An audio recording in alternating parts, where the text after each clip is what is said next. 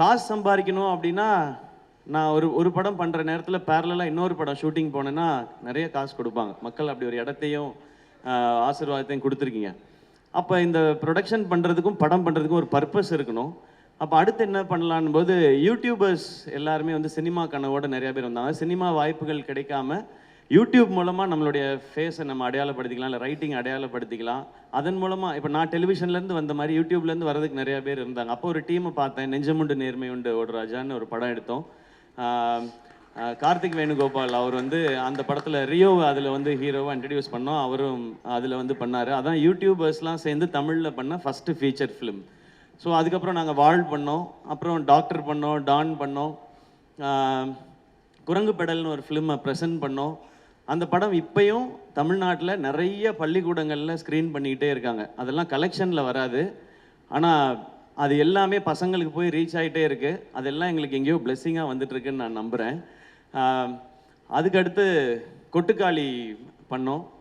கொட்டுக்காளியும் ஒரு விமன் எவ்வளோ ஸ்ட்ராங், எவ்வளோ பவர்ஃபுல்னு சொல்கிற ஒரு படம் தான். அது மெயின் ஸ்ட்ரீமாக கமர்ஷியல் ஆஸ்பெக்டில் பண்ணல அதை.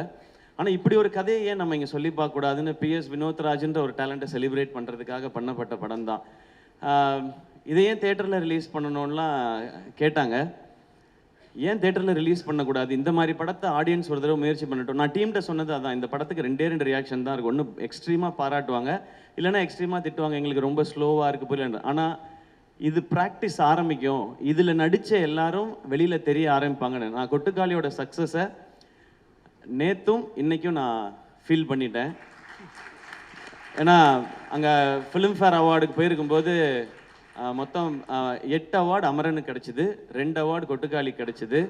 அதில் ஒன்று பெஸ்ட்டு டைரக்டருக்கானது, இன்னொன்று பெஸ்ட்டு ஆக்ட்ரஸ்க்கானது. பெஸ்ட் ஆக்டரில் சூரியனும் நானும் நாமினேஷனில் இருந்தோம். நான் ஜெயிச்சிட்டேனே, தேங்க்யூண்ணே.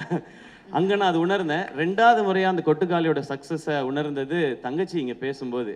எங்களெல்லாம் யாருக்காவது தெரியுமான்னு நான் நினச்சிக்கிட்டே இருந்தேன். எங்களை எல்லாருக்கும் தெரியுது, அது காரணம் கொட்டுக்காளின்னு சொன்னாங்க. இந்த ஒரு காரணத்துக்காக தான் இங்கே படம் எடுக்கப்படுது.